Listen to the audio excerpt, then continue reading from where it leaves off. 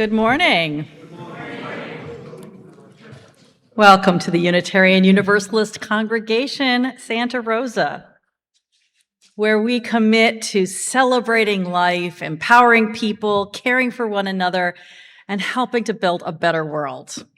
Welcome to those attending via Zoom. We can wave, those of us in the room. Hi.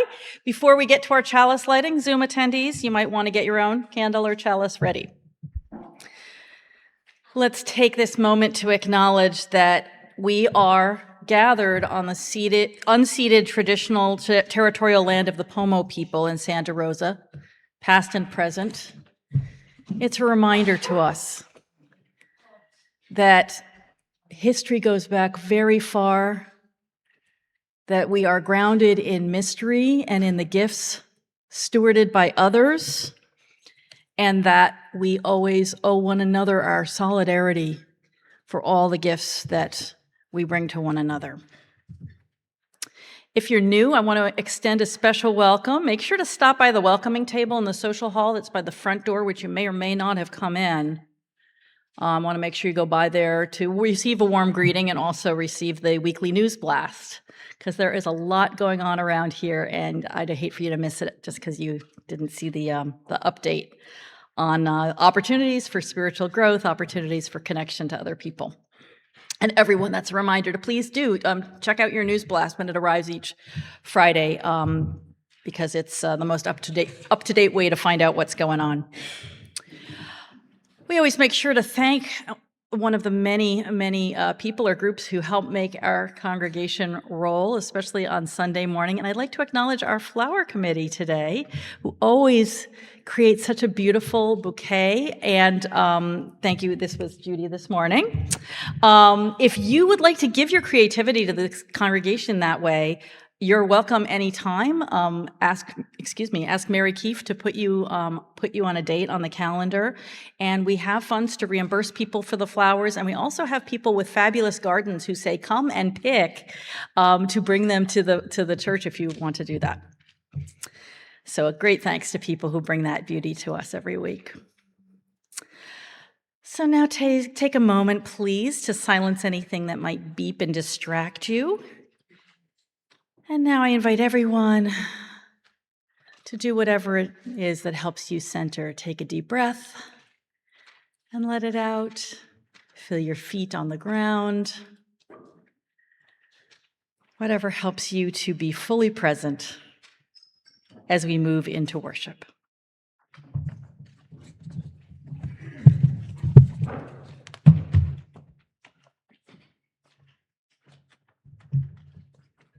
Good morning, friends. I'm Judy Withee, your worship associate for today, and it's really a privilege to be here with all of you.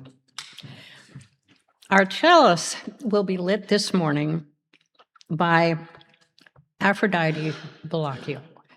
Aphrodite, as most of you know, is our administrator and holds us all together with such grace. She's remarkable.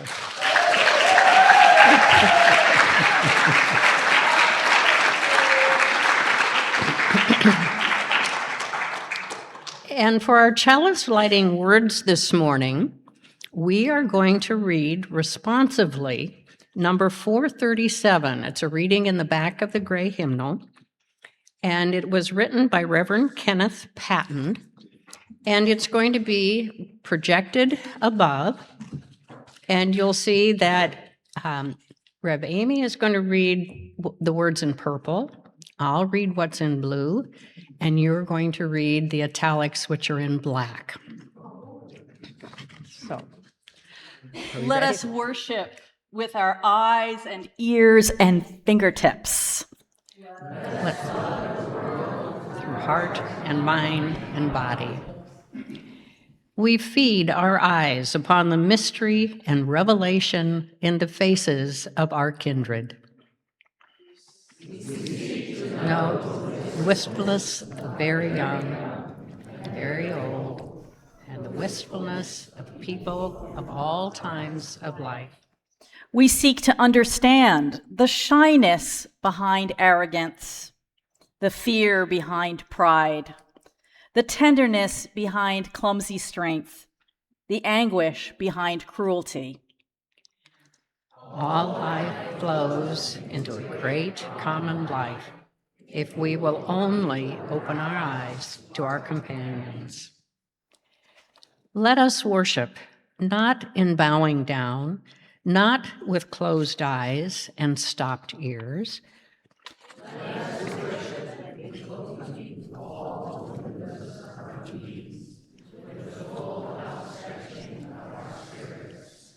Life comes with singing and laughter, with tears and confiding, with a rising wave too great to be held in the mind and heart and body to those who have fallen in love with life.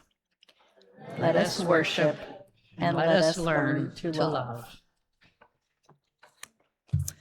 Now, this is the last of our services that we've been calling our Jet Pig services, introducing all of our UU values, and today's is the one that holds them all together, love.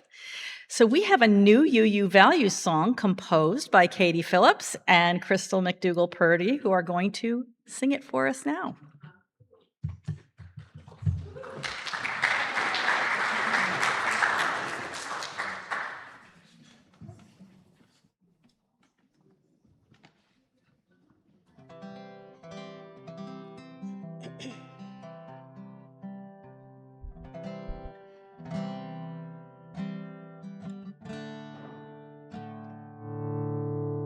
Turn my guitar.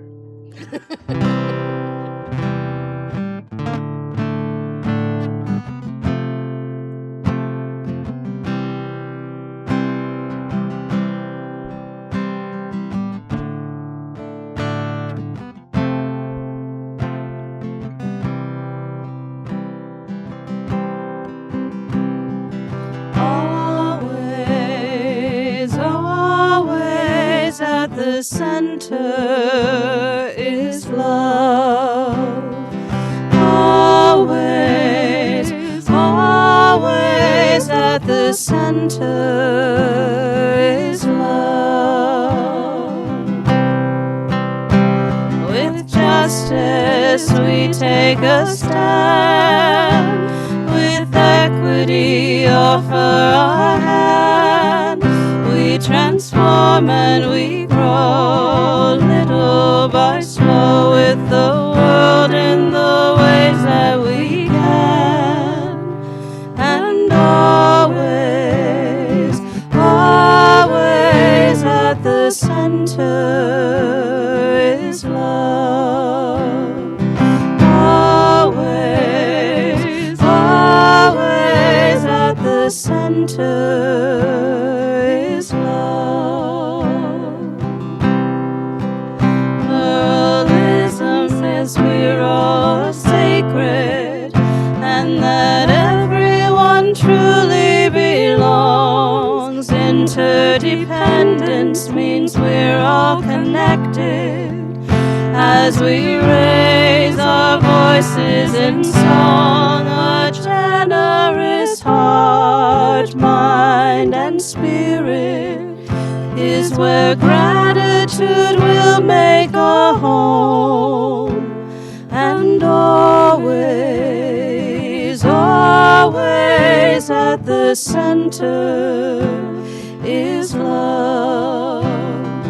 Always at the center is love. Always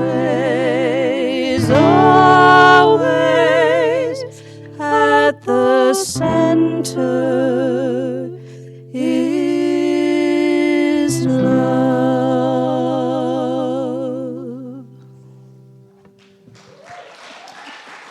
Thank you. Thank you so much. I'm picturing lots of UU congregations learning to sing that, if you'll spread the word. All of those who want to join Annika for the Time for All Ages, come on up.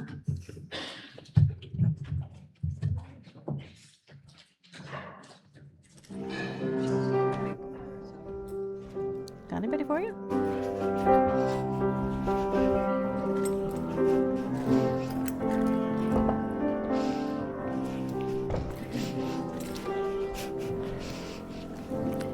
Good morning. Morning.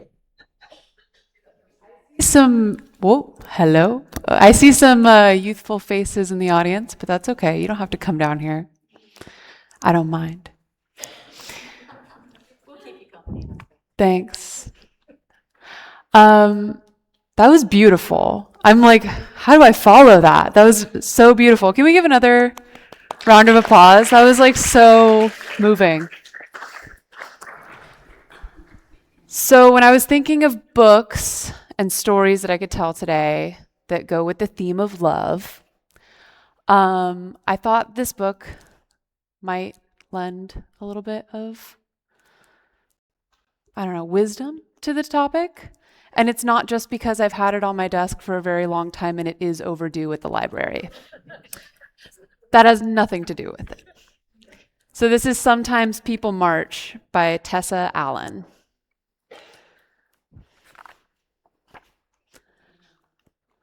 Sometimes ants march. Sometimes bands march. And sometimes people march. Marching is something people do together when they want to resist injustice. Protest, parade, children on 57th Street. Or when they notice a need for change. People march for many reasons. People march for the things they care about, or people that they love. Welcome home. People march for the health of their bodies and their communities and the world. Protect water. People march for the freedom to love and to live and to learn. Sometimes people carry signs to share their stories of resistance. I won't read every single one of those, but we can make note, or maybe if you want to read one out loud, you can shout out your favorite.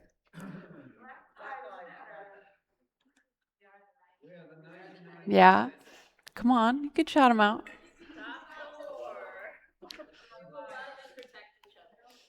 Act up, fight back. Access is a civil right. People resist in many ways.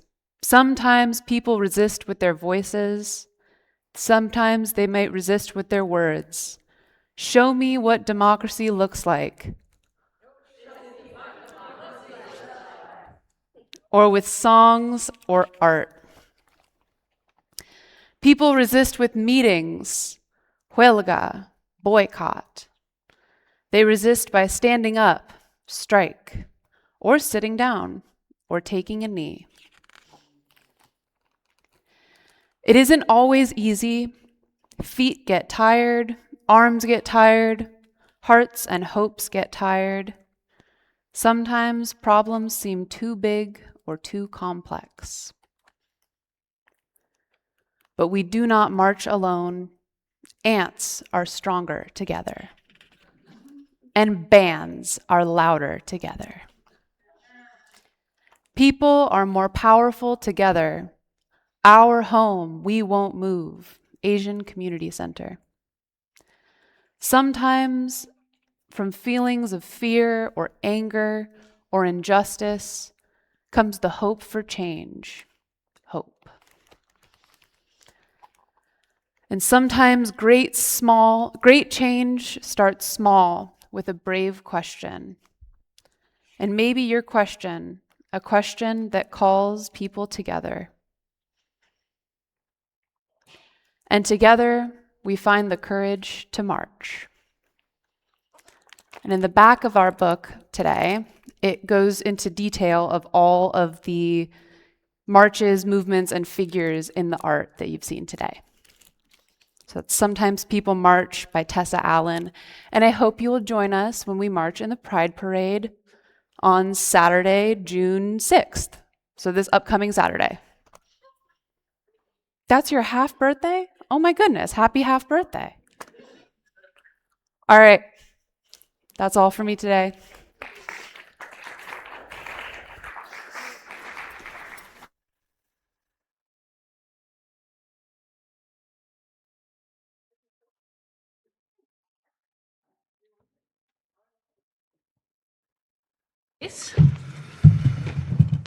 I am going to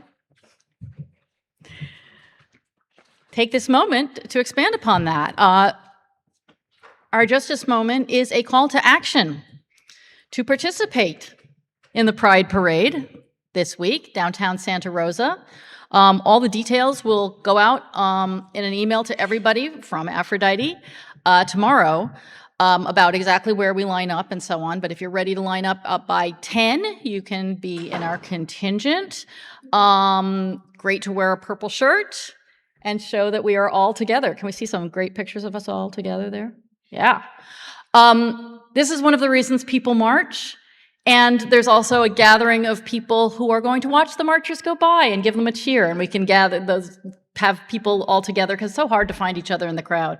People gather together here and then go to one spot so they can watch the crowd go by if marching is not so comfortable for them. We also have lots of people who are willing to push wheelchairs and otherwise help people who want to be in the parade. And I've been really moved by how people support LGBTQIA folks in the congregation and in the wider community here. It's just really lovely. Lots of little touches, like at our service last week, people coming to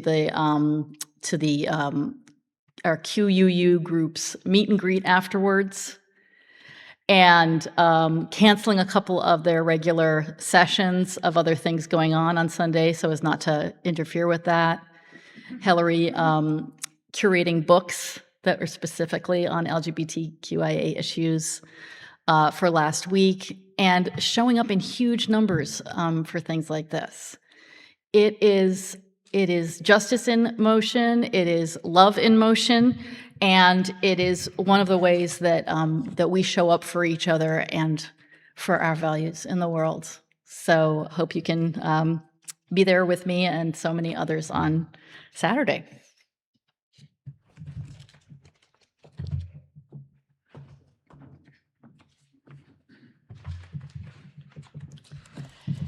This congregation is fully self-supporting.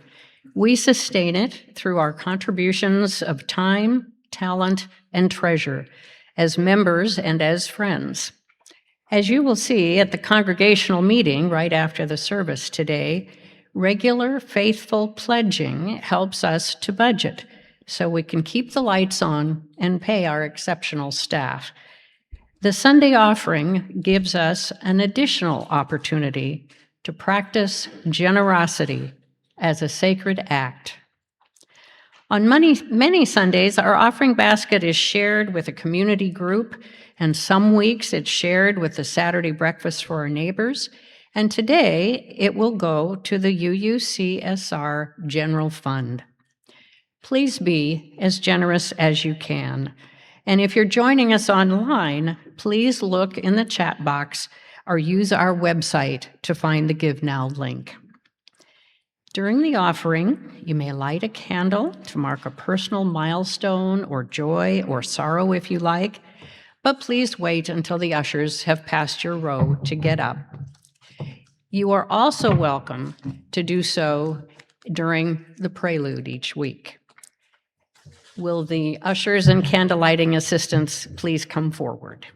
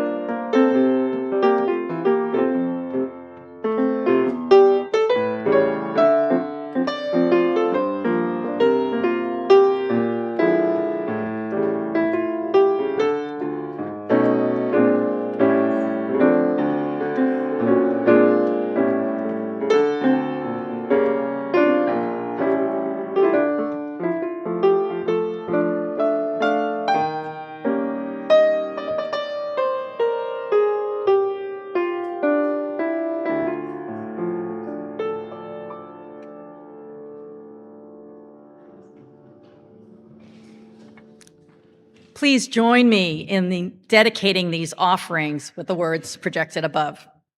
To the work of creating beloved community within and beyond our walls, we dedicate these offerings and ourselves.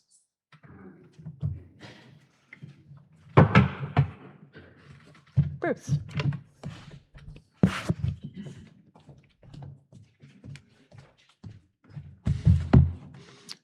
Good morning. I'm taking my turn to be the lay chaplain of the day.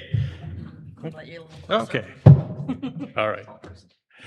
I'll be available outside the sanctuary after the service, and all the lay chaplains are always available to talk and listen. I'll be reading from the congregation's Milestones book. We remember our milestones because they remind us of what matters to us and who we are. The book is kept by the entrance to the sanctuary before every service.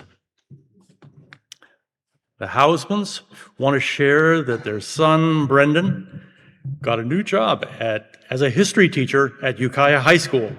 He'll be moving up to Ukiah this summer, and he told us this morning that I'm a grandparent of a new kitten named Luna. And Paula and I want to write that our son-in-law and daughter are expecting a son in the next 2 weeks, and we are overwhelmed with the excitement, fear, and promise of our first grandchild. Thank you.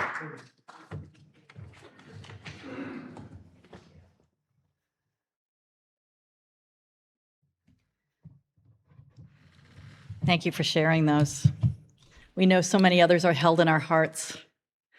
And as we move into our time of prayer and silent meditation, I invite you to softly say aloud the names of anybody you are holding in your heart right now. Someone you want to offer the love and compassion of this shared sacred space.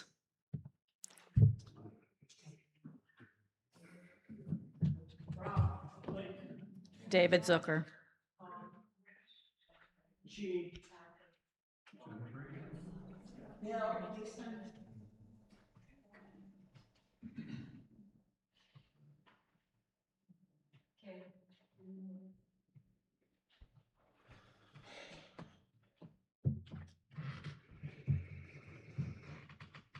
So many sacred names. This is what we do when we gather and hold people in our hearts, when we light candles, when we speak their names, when we resolve to make a call or send a card. We live a prayer. We make of ourselves a prayer for comfort and healing and hope, a prayer of celebration and joyful sharing. So my prayer right now is that we allow ourselves, each of us, to become a prayer. The living embodiment of love and care, goodwill, interconnection, to heal those we love and bring more joy to this beautiful, troubled world. May it be so. 3 bells will mark the beginning of our silent meditation time, and we will end it by singing Spirit of Life with the words up here, or if you care to see the words in music, number 123 in the gray hymnal that's under your seat.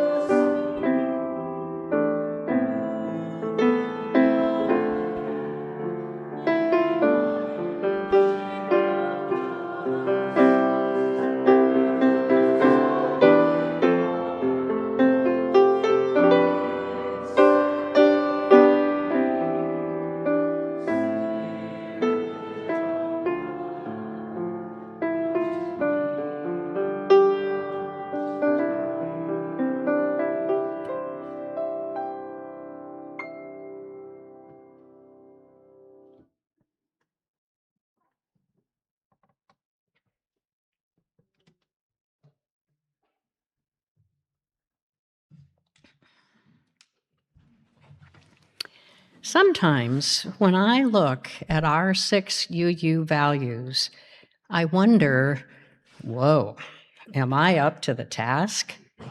It can feel truly overwhelming to think about the bold and courageous actions that are sometimes required to show up with love for justice, equity, transformation, pluralism, interdependence, and generosity. Sometimes acting out of love can be really tough, even terrifying, like when Rev Tovis went to jail, or Rev Amy went to Minneapolis to protest ICE. It can be so tempting to just stay home in my garden, turn off the news, and shut out the world and all its troubles. But lately, I've been thinking about love as an open heart that, with intention and practice, can grow into a state of being, the source of every interaction with everyone and everything I encounter. I have learned along the way that growing my capacity for love doesn't mean it's my responsibility to fix our entire aching, complex world. It does mean bringing my attention and open-heartedness to whatever each day brings my way. And you just never know when those moments of grace, those opportunities to grow our hearts, are going to show up. One warm spring afternoon, I was walking down the street, enjoying the sunshine, and I hear behind me, "Your hair is beautiful." It happened to be a good hair day. A stylish, middle-aged woman catches up to me and asks, "Is it natural?" When I say yes, she says, "Then your life is easy."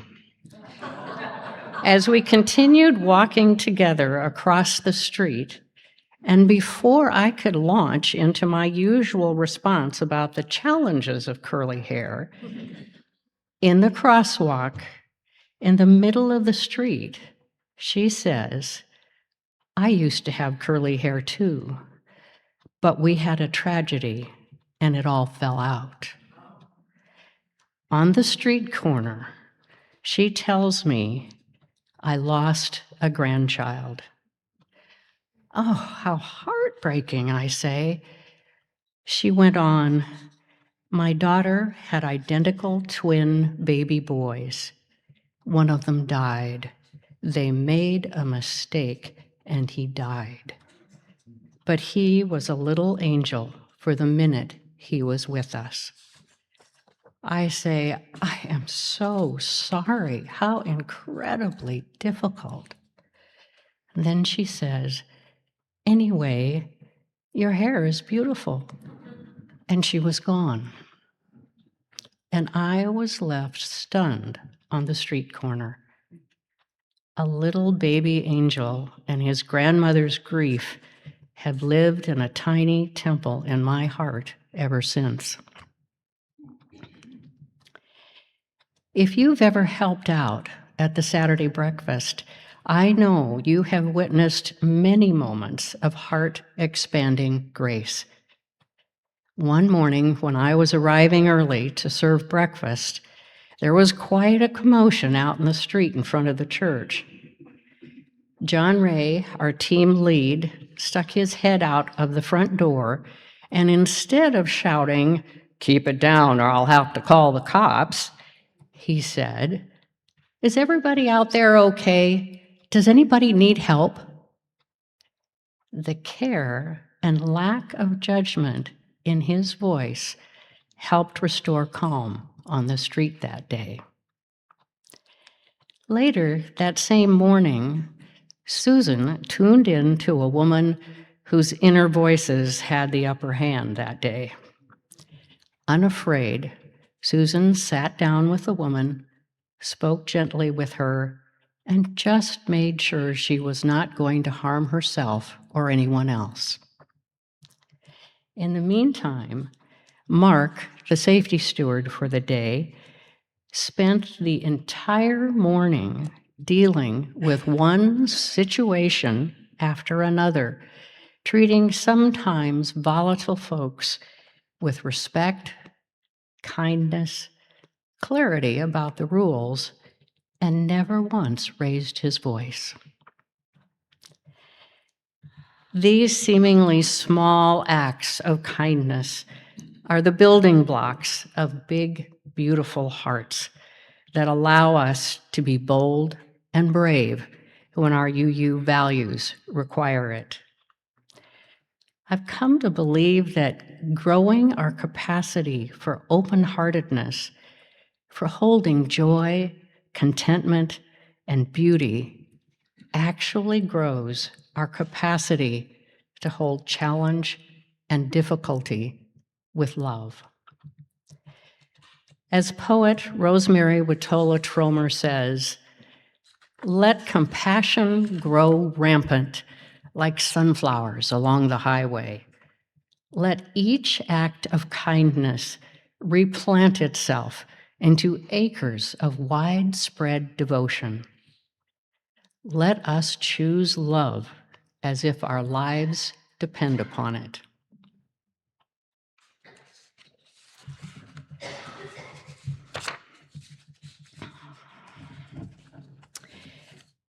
And now please rise in body or spirit as you are able to sing an old hymn about the importance of love. You may recognize that these words are based on 1 Corinthians 13 from the New Testament. It's hymn number 34, and it is projected above.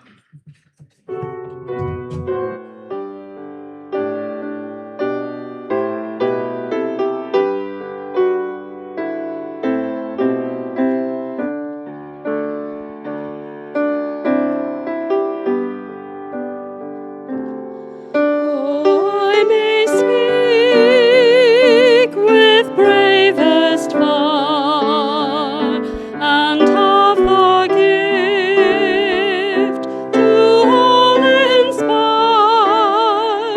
and have not love, my words are vain as sounding brass and hopeless gain. All I possess and striving soul, my love profess, but what be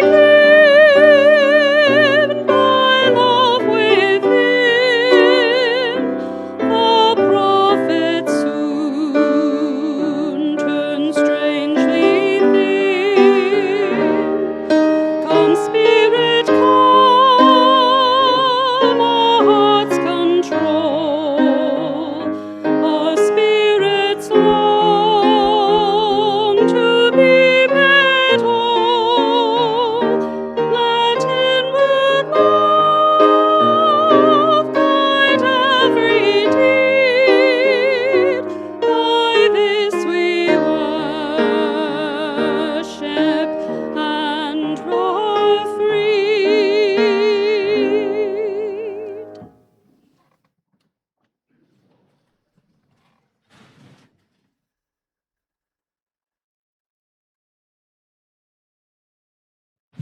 And now we'll have a poem to take us into Rev. Amy's sermon. It's written by Danusha Lamiras, an award-winning poet, essayist, and Northern California neighbor from Santa Cruz. It's called Small Kindnesses. I've been thinking about the way when you walk down a crowded aisle, people pull in their legs to let you by. Or how strangers still say, "Bless you," when someone sneezes, a leftover from the bubonic plague. don't die, we're saying. And sometimes when you spill lemons from your grocery bag, someone else will help you pick them up. Mostly, we don't want to harm each other. We want to be handed our cup of coffee hot and to say thank you to the person handling it, to smile at them and for them to smile back, for the waitress to call us honey when she sets down the bowl of clam chowder, and for the driver in the red pickup truck to let us pass. We have so little of each other now, so far from tribe and fire, only these brief moments of exchange. What if they are the true dwelling of the holy? These fleeting temples we make together when we say, "Here, have my seat. Go ahead, you first. I like your hat."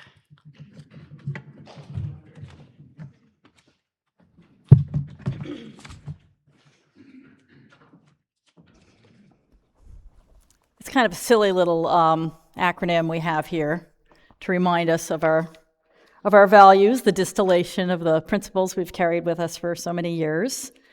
I want you to know, if jet pig doesn't work for you, our little jet pig here, love, will not be offended. They are the embodiment of love, after all. And it's just meant to be useful, so if it's not useful for you, let it go. Soon this little dude will retire. They will not be living in our office anymore. I'm going to take off their jetpack, and they will return to my home, where they have lived for many years with their wings, as a reminder that my wife and I give to each other, that sometimes seemingly impossible things do happen. And as Judy said, I mean, these values can seem like they're among those. And jet pig is kind of a silly little reminder, but the values are very serious things, because it's a serious world with serious problems.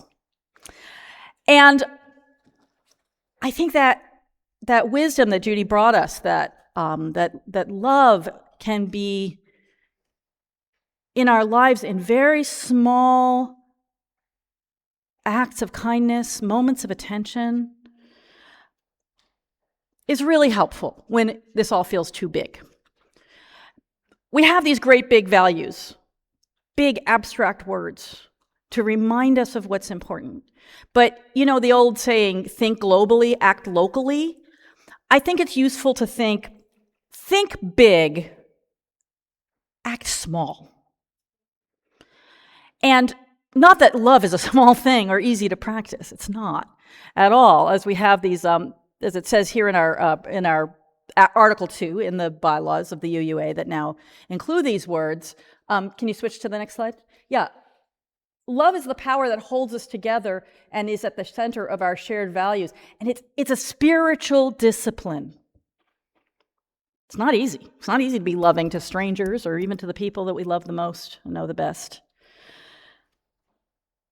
But we know how it shows up in our lives. And sometimes that can help us bridge the gap between our little lives and these great big principles. So I'm just going to touch on them briefly. Some of the ways that I see how they each touch love. They each are centered upon love. The march this week and the ones that Annika shared with us are a great example of how justice grows out of love. Cornel West said, "Justice is what love looks like in public." And if you're not a demonstration kind of person, that's okay. Lots of ways to show your love and work for justice. I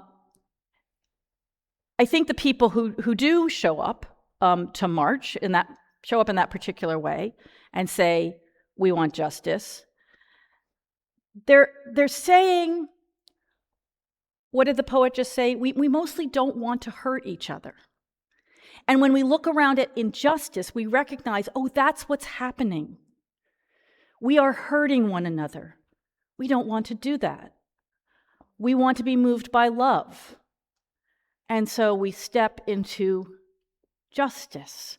We might even raise our fists or our voice, make a big sign with a sarcastic comment to say, this is not love what we have here. I want to move our justice system, our laws, our social mores closer to love. And that means acting for justice. Equity is in a very similar spirit, of course. And you can think about big things, important things, addressing poverty, economic justice. Does that seem like it needs to be more intimate? Or racial justice? Or the inequity between people of different physical abilities so big that they seem beyond love? Well, I'm thinking about children and what makes them know that they're loved. And how some children, when they go to school, see evidence all around them that people care for them. The colors are bright. The paint job is new. The teachers are paid enough and have materials so that they can create attractive classrooms and not be burned out. The people who are deciding whether the school will have new books and up-to-date buildings and a great playground and teachers who are supported, that's us. Those people are saying, yes, these children deserve as much as any child. And when children walk into that environment, they feel it. They know that's love. And when they don't, when they see peeling paint and holes in the walls and textbooks that are from their parents' generation, might take them a while because children think whatever they grow up with is just the way things are. But when they learn that that's not the way everybody lives, they'll know. They'll know that inequity means somebody didn't speak up in love for us. So can we tap into that when we're at a, city council meeting or wherever these decisions get made? I want children to know that they're loved. With transformation, what comes to my mind is, and this is tricky, that when we're willing to transform ourselves, when we're inspired to become something closer to our best selves, it's usually for love. We can do it for bad reasons too. But when we think, oh yes, I really do want to change in some way, it's because somebody loves us and we love them. Sometimes that someone is ourselves. I want to live into what I can be so that I am a happier, more fulfilled person. And sometimes it's somebody in our families who says, can I confess I'm a little addicted to even just the reels I see? I don't watch the show. The reels of a show called Couples Counseling. Watching people come together, have couples counseling on television. It sounds really sensationalistic, but it's not. And I see, oh, those people are willing to change. They're listening to each other and saying, here's what I need. What do you need? Because they love each other. And then pluralism and interdependence are kind of two sides of a coin. Interdependence declares that we need each other, really because there isn't an each other. We are all part of the same thing, and none of us is really complete without everything else. The great Zen teacher, Thich Nhat Hanh, called this interbeing. He said we talk about we are, he is, I am, you are, but really we inter-are. And he gives that example that we all understand of nature. He says, if you're a mountain climber or someone who enjoys the countryside or the forest, you know that forests are our lungs outside of our bodies. Yet we are imprisoned in our small selves, he says, thinking only of some comfortable conditions for this small self while we destroy our large self. If we want to change the situation, we must begin by being our true selves. That means we have to be the forest, the river, the ozone layer. When we understand that we inter-are with the trees, we will know that it is up to us to make an effort to keep the trees alive. And of course, we inter-are with all other people, as well as with the forest, the water, and the air. Interdependence says, I care for you because I care for myself. And that great teaching of love your neighbor as yourself is in this understanding, simply as saying you can't do one without the other. To love myself is to love my neighbors. To care for my neighbors is to care for me.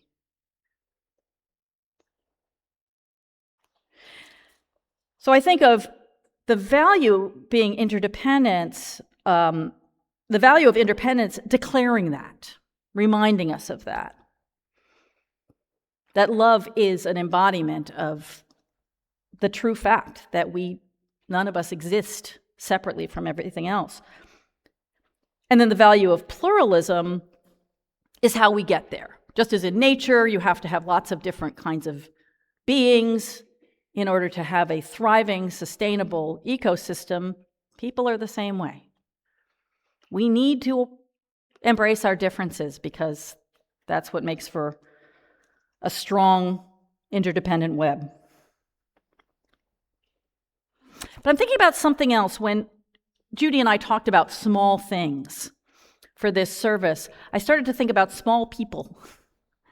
And that came to me specifically when I thought of the value of generosity. My daughter used to, when she was very little, she's a grown woman now, but she went to a daycare right in the center of San Francisco with City Hall on one side of the building and the Tenderloin on the other side.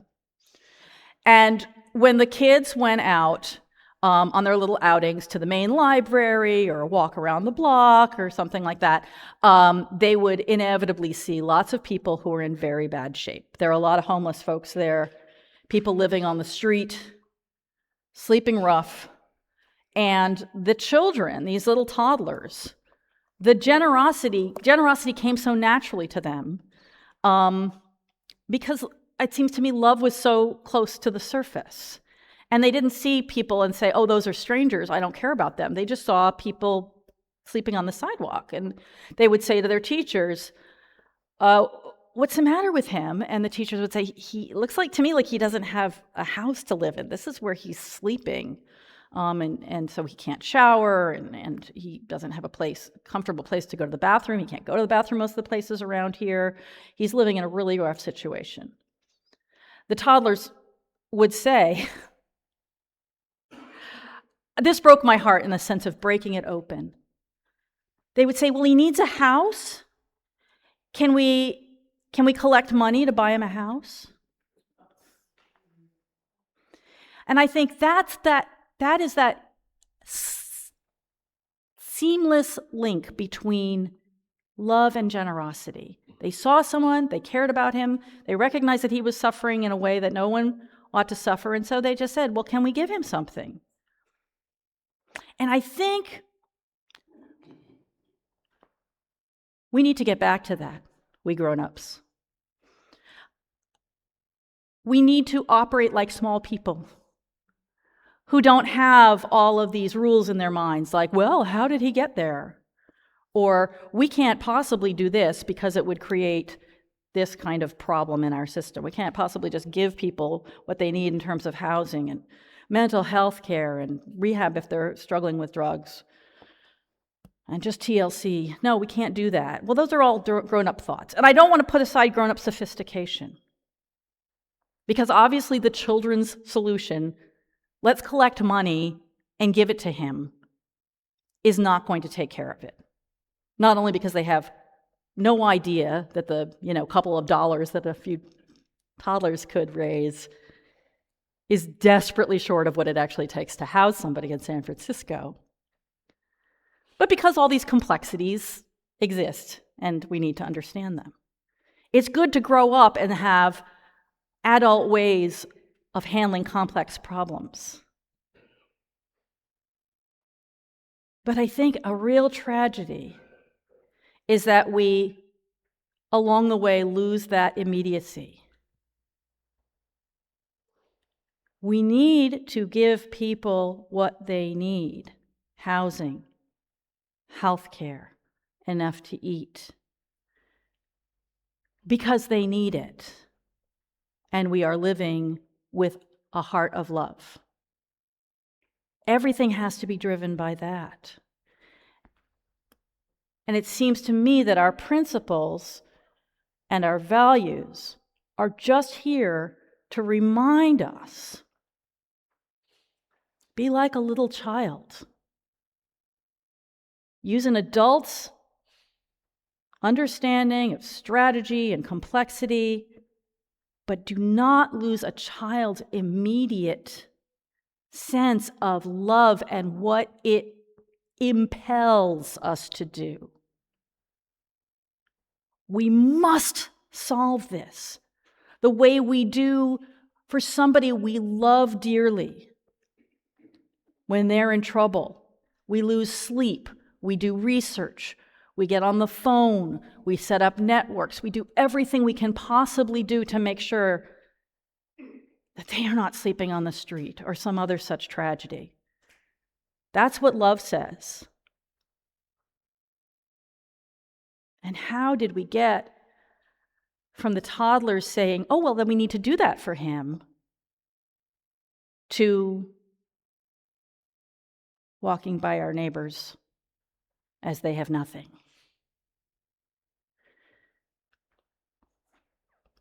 This is all this is about.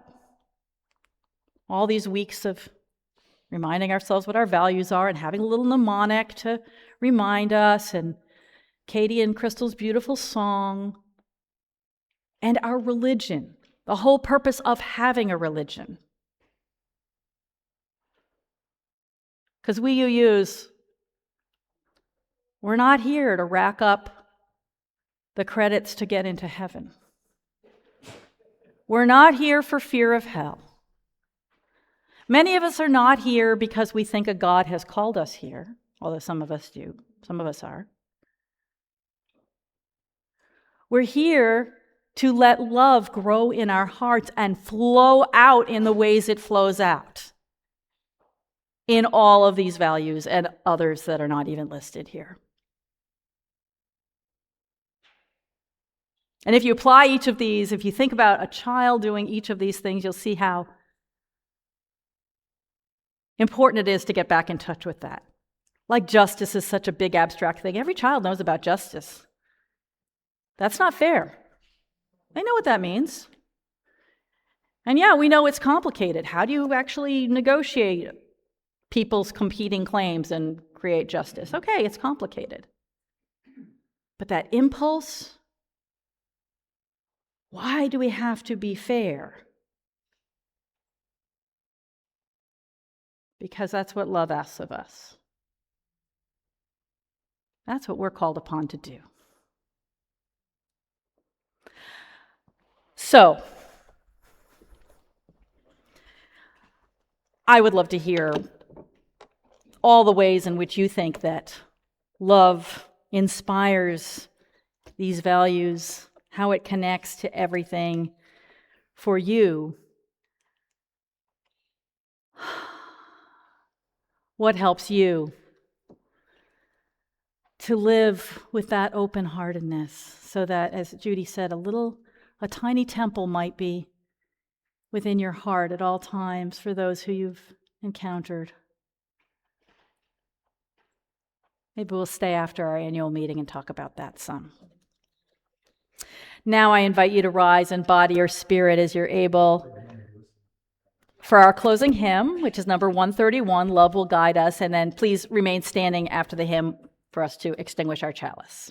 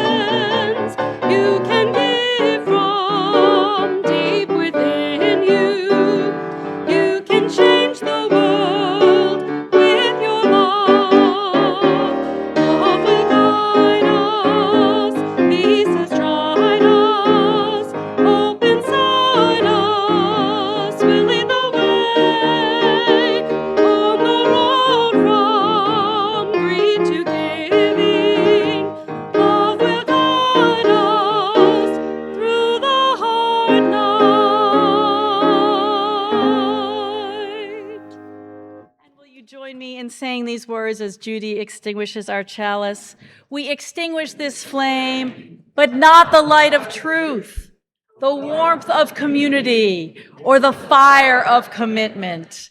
These we carry in our hearts until we are together again.